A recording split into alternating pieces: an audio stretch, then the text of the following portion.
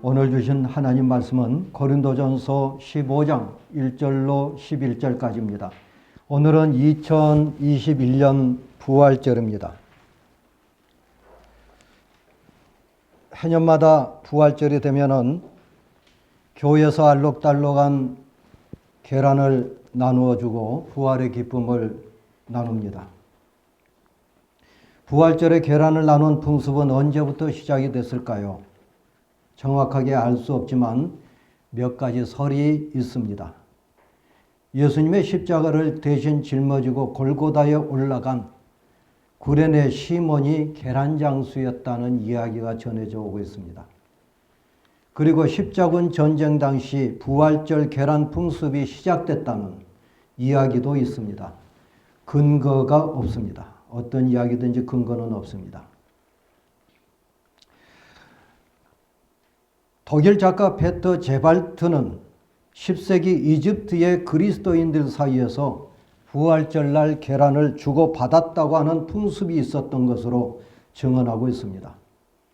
그는 말을 하기를 그리스도교에서는 이 상징물을 더 강화하여서 계란은 훼손되지 않는 껍데기 때문에 죽음을 이겨낸 예수의 부활을 가리킨다고 그렇게 말합니다. 미국의 베일러 대학교 마이클 폴리 교수는 계란은 돌무덤의 단단한 표면에서 그리스도가 부활한 징표라는 새로운 의미를 띄었다고 설명합니다. 간단하게 말하면 부활 자체가 죽음의 껍데기를 깨뜨리고 나온다는 점에서 계란이 부활의 상징이 된다는 겁니다. 그래서였을까요? 부활절 아동부 예배 시간 때 목사님들이나 전도사님들께서 계란을 들고 종종 실물 설교를 했습니다. 병아리가 계란을 깨뜨리고 나온다든지 애벌레가 나방이 된다고 말을 하면서 부활을 설명했던 거죠. 그렇지만 죽은 계란에서 병아리가 부화할 수는 없습니다. 죽은 애벌레에서 나방이 나온 것은 아닙니다. 병아리나 나방은 어디까지나 계란이나 애벌레가 살아 있었기 때문에 껍데기를 깨뜨리고 나온 겁니다. 따라서 계란이나 애벌레가 부활을 상징할 수는 있지만 증명할 수는 없습니다. 예수님께서 혼절하신 것이 아닙니다. 물과 피를 다 쏟으시고 숨이 끊어져 죽으셨습니다.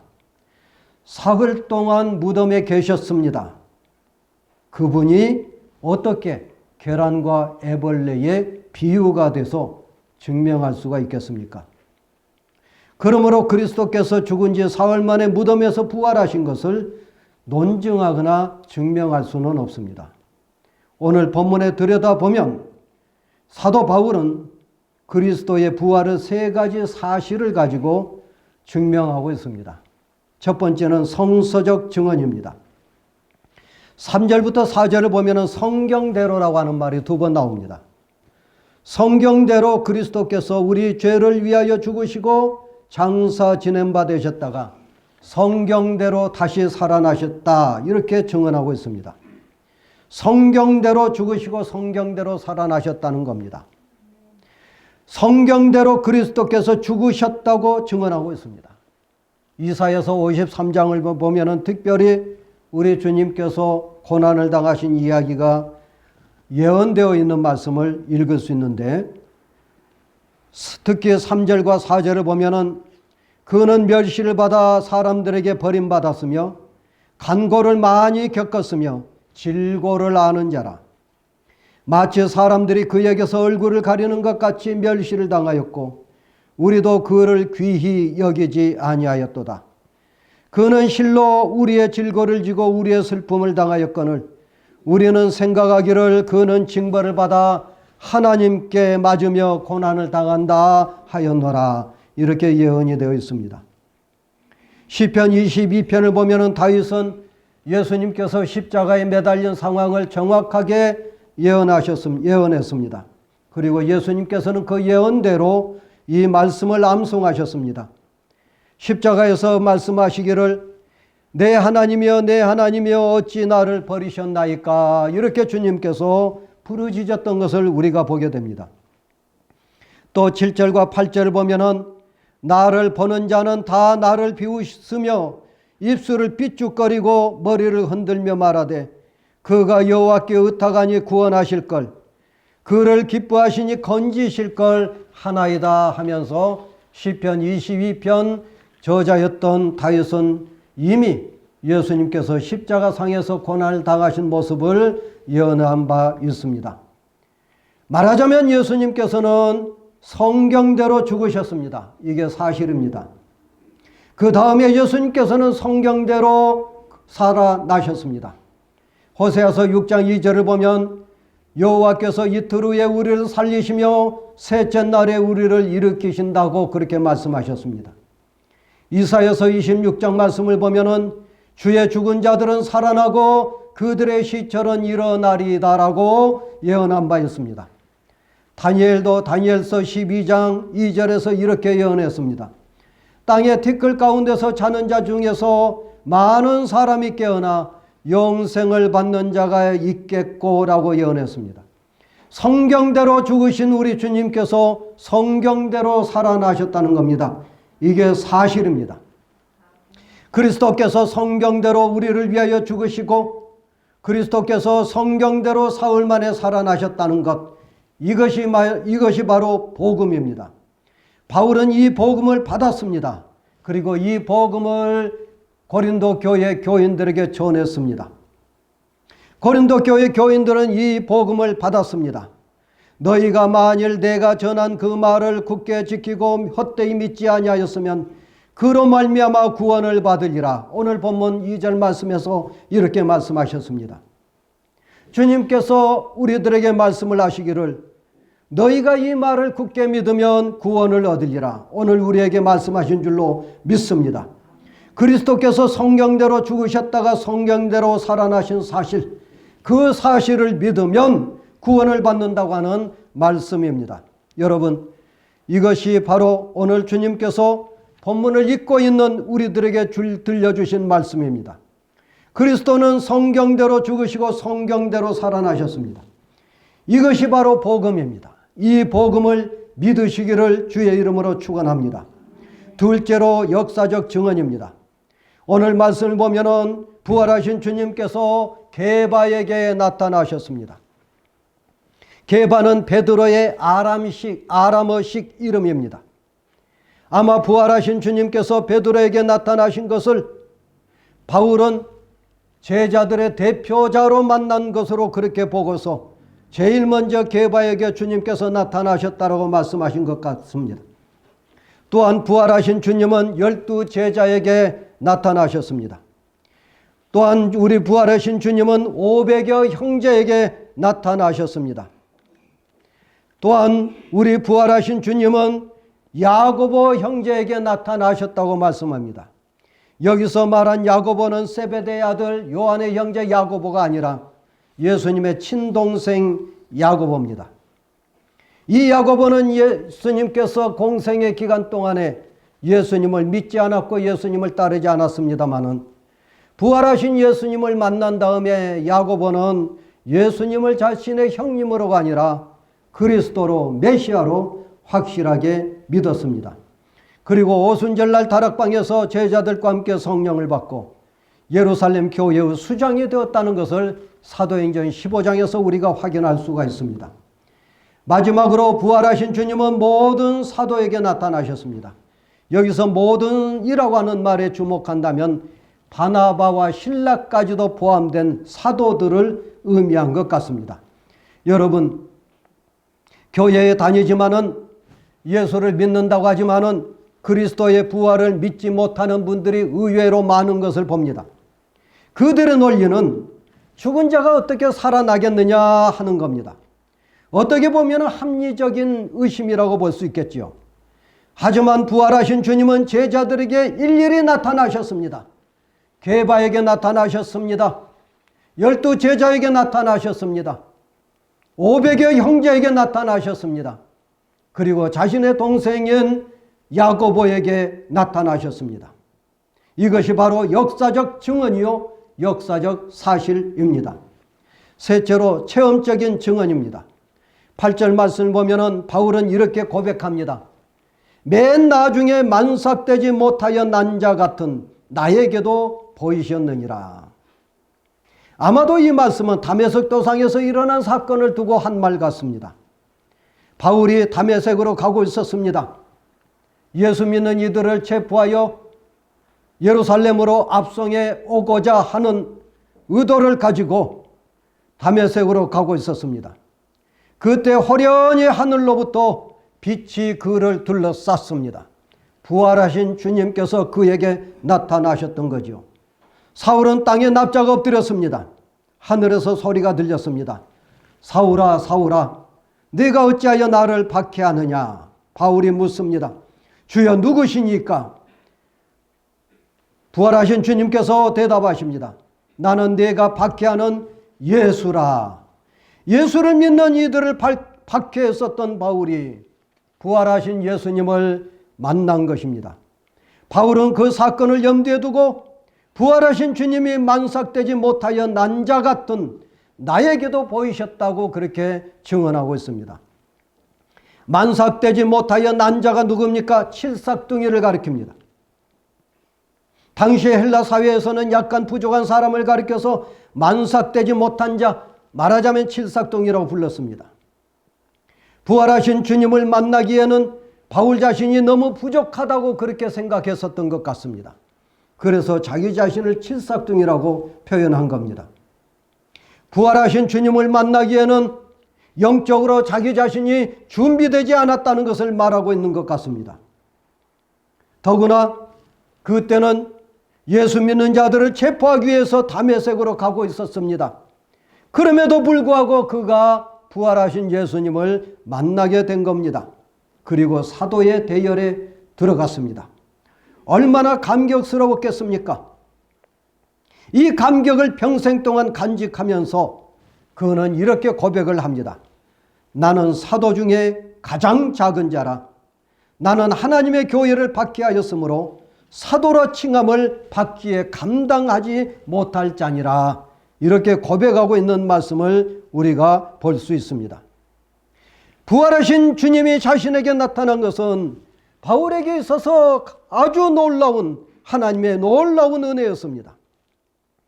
그가 감당하기 어려운 은혜였습니다. 이 은혜를 평생 동안 간직했습니다. 은혜가 헛되지 않도록 그는 다른 사도들보다 더 많은 수고를 하면서 복음을 전했습니다.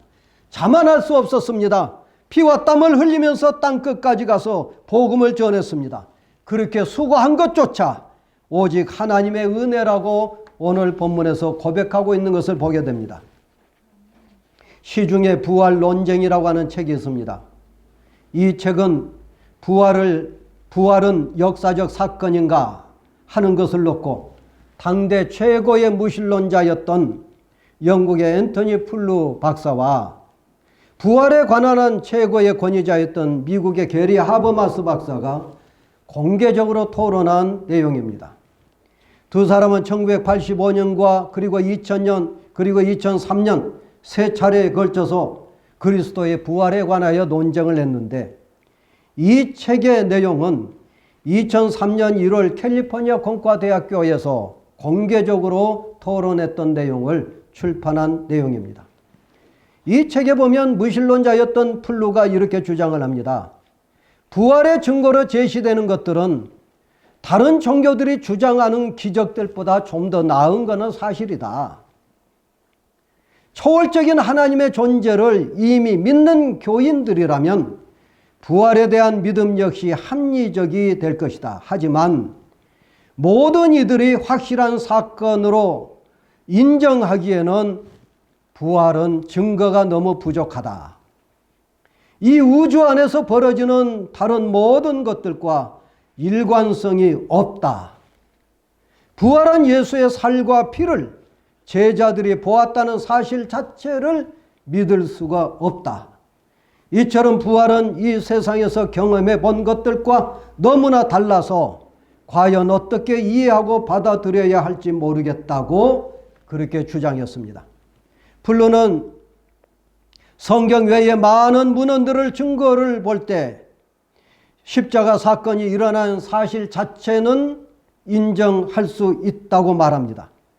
그렇지만 십자가 사건 이후에 예수께서 실제로 죽었는지, 장사 지낸 증거가 있는지, 죽었다면 다시 살아났는지에 대한 증거가 없다고 하면서 의문을 제기합니다. 예수님께서 많은 제자들에게 나타났다고 하는 이 현현 사건에 대해서도 믿을 수 없다고 말하면서 집단적으로 환영을 목격한 것이 아닌가라고 그렇게 문제를 제기합니다. 이에 대하여 하버마스는 차분하고 강력하게 플루의 주장에 반론을 제기합니다. 의학적으로 십자가형을 당하고 죽지 않을 수 있는 확률은 없다. 이를 조작하려 했다면 당신의 법정에서 증언의 효력조차 없었던 여인들의 증언에 기대어서 부활을 주장하지 않았을 것이다. 여기에 당시 사람들도 의문을 제기하지 않았다. 또한 예수께서 부활하지 않았다면 제각각 뿔뿔이 흩어진 제자들이 자신의 목숨을 내어놓고 어떻게 그리스도를 강력하게 증거할 수가 있었겠느냐. 예수를 믿지 않았을 뿐만이 아니라 제자들을 반대하거나 핍박했었던 예수의 친동생 야고보 그리고 사울이 어떻게 사도가 됐을 수가 있겠느냐. 또한 예수님께서 공생애 중에 자신은 하나님의 아들이며 죽고 다시 살아날 것이라고 말했고 그것이 실제로 이루어졌다고 하버마스는 주장을 했습니다. 플루와 하버마스의 논쟁은 여러 대학교에서 온 5명의 교수가 심사를 했습니다. 중립적인 입장에서 누구의 변론이 더 설득력이 있고 논리적이고 학구적인지 그 변론의 사실 여부를 판단하고 평가하기로 했습니다. 심사 결과 5명의 심사위원 중 4명이 하버마스 박사의 손을 들어주었습니다. 그리고 참석한 수많은 청중들도 예수님의 부활을 믿게 되었다는 것입니다. 문제는 그 이후에 있습니다. 하버마스 박사의 아내가 그만 위암 말기 판단을 받았습니다. 손을 쓸 수 없을 만큼 병세가 악화되었습니다. 하버마스의 아내는 점점 죽어가고 있었습니다. 어린 자녀 넷을 둔 가장으로서 하버마스는 아내가 죽어가는 모습을 본다는 것은 이 세상에서 겪을 수 없는 지옥 같은 고통이었습니다. 어느 날 아내가 2층에 누워서 신음하고 있고 하버마스 박사는 현관에 앉아서 깊은 고뇌에 빠졌습니다. 하나님, 왜 하필이면 내 아내입니까? 왜 내 아내가 이런 병에 걸려야 합니까? 하고 하나님께 항변했습니다. 그때마다 하나님께서는 응답하시기를 나는 내 아들을 사흘 만에 살려내지 않았느냐 이렇게 응답하셨습니다. 하버마스는 이 말을 이해할 수가 없었습니다. 평생 동안 신학생들에게 예수의 부활을 가르치고 박사학위 논문을 예수의 부활에 관한 증언을 하기 위해서 박사 논문을 썼을 뿐만 아니라 7권의 예수 그리스도의 부활에 관한 책을 저술했음에도 불구하고 그 모든 지식은 자신의 부인의 죽음 앞에서 아무 소용이 없었던 겁니다. 그때 마치 자기가 가르쳤던 신학생들로부터 전화가 왔습니다. 이상하게 전화는 모두 다 같은 내용이었습니다. 교수님, 사모님께서 죽어가는 마당에 교수님은 예수님께서 부활하셨다는 사실이 기쁘지 않습니까? 부활이 있다는 사실이 기쁘지 않습니까? 하버마스는 정신이 바짝 들었습니다. 하나님께서 나는 내 아들을 사흘 만에 살려내지 않았느냐 하는 음성, 바로 그 응답을 이제서 비로소 깨달을 수가 있었습니다. 그는 제자들의 전화를 받고서 비로소 그렇지, 하나님은 예수님을 사흘 만에 죽음에서 살리셨어. 그렇다면 내 아내도 반드시 하나님께서 살리실 거야. 비록 육신은 죽을지라도 죽음이 부활하신 것처럼 때가 되면 반드시 내 아내도 부활할 거야. 그리고 나도 죽을 것이고 나중에 부활할 거야. 그런데 왜 내가 낙심하고 고통 속에서 헤매고 있는가? 그제서야 비로소 하버마스는 부활의 주님을 만나고 아내의 부활을 믿었습니다. 그리고 그 자신의 부활의 능력까지도 얻게 되었습니다. 그렇습니다, 여러분. 그리스도의 부활에 관한 중요한 것은 지식이 아닙니다. 부활은 체험입니다. 사도 바울이 부활을 체험하지 않았다고 한다면 그는 부활을 증언할 수가 없었을 것입니다. 자기 자신이 부활의 주님을 만나야 합니다. 그리하여 부활의 능력을 얻어야 합니다. 그것이 바로 그리스도의 부활에 대한 움직일 수 없는 사실, 팩트입니다. 여러분, 성경대로 그리스도께서 죽으시고 성경대로 그리스도께서 부활하셨습니다. 하나님의 말씀보다 더 확실한 증거가 있겠습니까? 그리스도의 부활에 대한 성서적 증언을 믿으시기를 축원합니다.